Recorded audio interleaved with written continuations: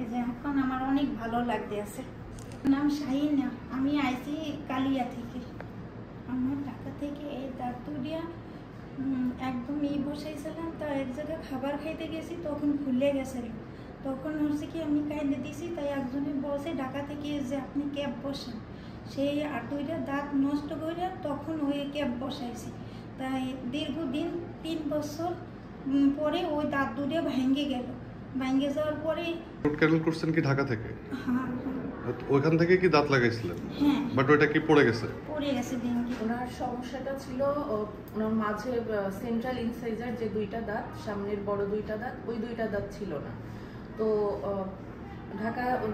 ঢাকায় যেখান থেকে উনি রুট ক্যানেল করে ক্যাপ করছে, ব্রিজ করছে, সেটা হচ্ছে যে ডাক্তার ছিল না বিধায় পাশের যে দুইটা দাঁতের সাপোর্ট নিয়ে ব্রিজটা করা হয়, সেই দুইটা দাঁত যখন ক্যাপ কাটিং দেয় ওটা খুব বেশি মাত্রায় ছোট করে ফেলে, যার কারণে সাপোর্ট এত কম পাচ্ছিল যে ওটার স্টেবল হয় নাই।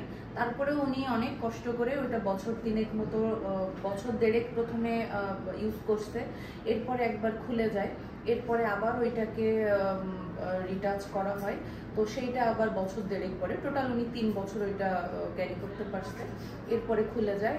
তারপর আমি ওনাকে ডিসিশন দিলাম যে ওনার যেহেতু এরকমই হচ্ছে আর দাঁতের আসলে সাপোর্টও ছিল না, যে আপনি খোলা পড়া দাঁতটা মানে এটা বানায় নিতে পারেন, দেখতে পারেন।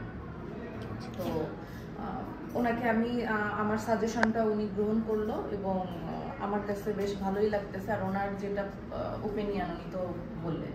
ঢাকায় ওই যে গুলশানের পাশে আদেশনগরের ওই ডাক্তার দিয়েই আমি করাইছিলাম।